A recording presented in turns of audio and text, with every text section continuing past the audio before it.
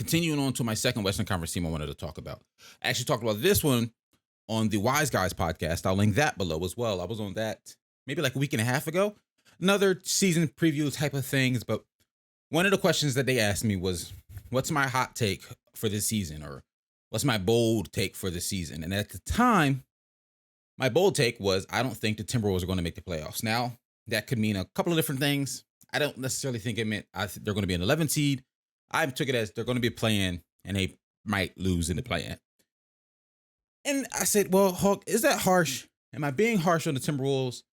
Because truthfully, and I've said this before, I like the pieces that they have. I like the players that they have.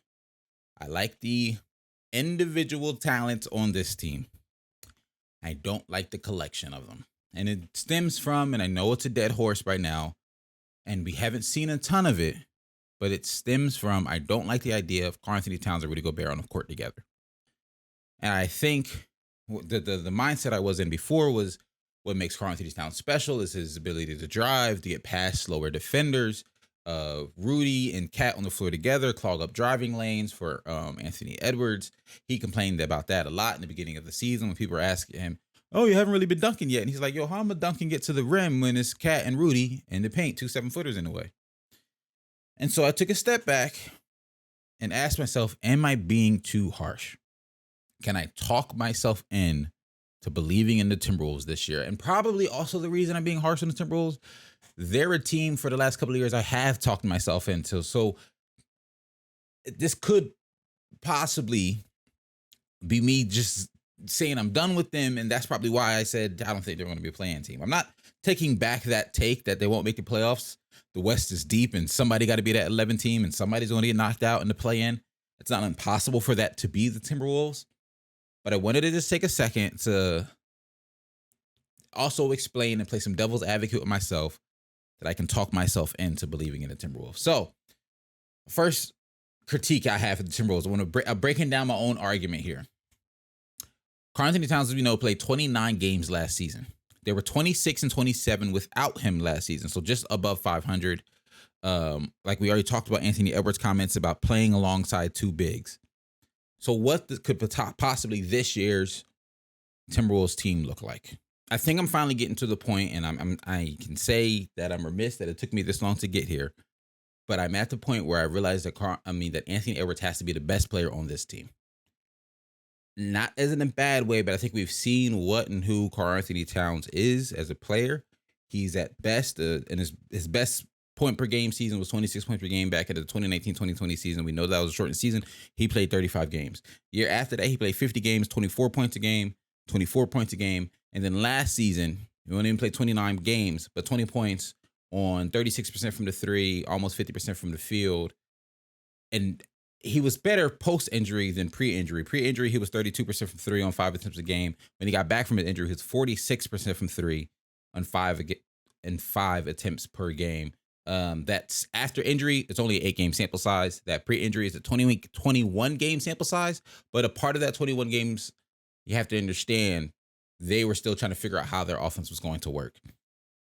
But my point here is, I think if there's a world where the Timberwolves don't view Karl-Anthony Towns as the best player and their number one option on offense, and view Anthony Edwards as, which I think that's the direction they're going to go in, of Anthony Edwards being their best player, their best option on offense. And the reason I say that needs to be the direction is for 2 reasons. One, we know Karl-Anthony Towns can stretch the floor like no other big in the league. Just simply can stretch the floor like no one else in the league. Anthony Edwards has the ability to score at, in my opinion, all 3 levels. He can shoot the 3-ball well. He shot, which is crazy. I didn't realize he came into the league letting it fly like this. But last season, he shot 7 attempts a game on 37% from 3, just above league average. The year before that was 8 attempts a game. The year before that was 7 attempts a game. So he's letting it. He's going to let it fly. And that's off the dribble, off the catch and shoot. He can get to the mid-range. He has a nice little midi pull. He has a little mid-range game. And we all know he can get to the basket. So he can score at all 3 levels at varying efficiency, varying levels of efficiency. But he can score at all 3 levels. We know Rudy Gobert is still one of the best defenders in the league. I know a lot of players will say that they're not scared of Rudy, that they're not necessarily looking at Rudy like a great rim protector when they're playing against him. for the last 4 or 5 seasons. Some have been better than others. But even last year, the numbers don't lie. Rudy Gobert is still one of the better rim protectors in the NBA. If Cat is on the perimeter and Ant has the ball in his hands a lot, I like the way this team looks, but a lot of it is going to depend. And this is if I'm believing in what everyone else is believing, that Anthony Edwards is taking whatever this next step is. Last season, 24 points a game. For me, I know some people are saying the next step for him is like jumping into that 30. I don't know if we're going to see that, but if we could see him average 27, 28, like that's trending in the right direction that I think they need to move in. And then the other reason I think, at least based on how the team is orchestrated and how looking at their main 3 pieces of Rudy, Cat, and Ant. I'm saying main 3, including Rudy in that, because his contract is so much. As an organization, you got to find a way to make sure he's implemented and used properly on the court, just because you're paying him so much. But if the ball's in Ant's hands the most of the time, it means it's not in Karl Anthony Towns' hands. And the reason I'm pointing that out as a good thing is because as much as, and I've been saying it all summer, and I realized I had to catch myself. I've been talking about what makes Karl Anthony Towns special is his ability to put the ball on the ground and dribble past slower defenders.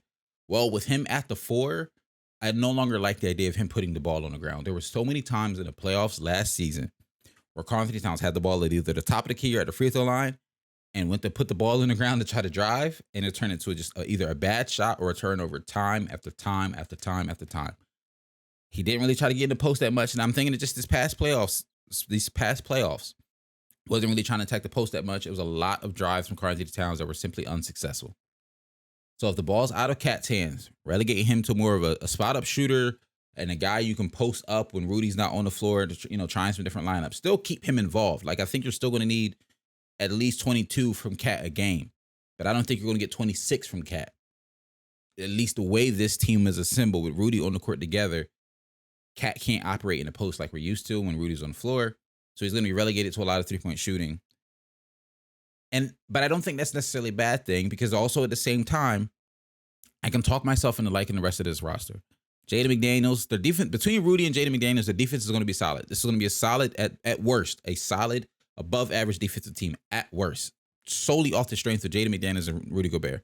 Now, if Anthony Edwards can buy into some defense, Mike Conley can stay healthy and he's not physically the defender he has been throughout his career, but if he can mentally still be that defender he's been throughout his career, Nickeil Alexander-Walker, Troy Brown Jr., I like Kyle Anderson, Naz Reid. Like, I can Shake Milton, I thought was a really good pickup for them as well this past offseason. I can talk myself into liking this roster. I really can. They were 5-0 in the preseason. I don't put a lot of stake or a lot of stock in preseason records personally, because so many teams, the fourth quarter, they end with whoever. Like, they end a lot of fourth quarters with guys who aren't going to see end of games during the regular season. So I don't typically put a lot of stock in preseason record, but 5-0 is 5-0.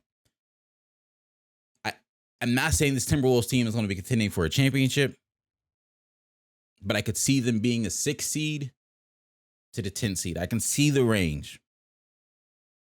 But I also can see when Timberwolves fans, and it might be because I follow a lot of Timberwolves fans on Twitter, but when Timberwolves fans are on Twitter telling me that the Wolves are going to be good, this is the next step for Ant.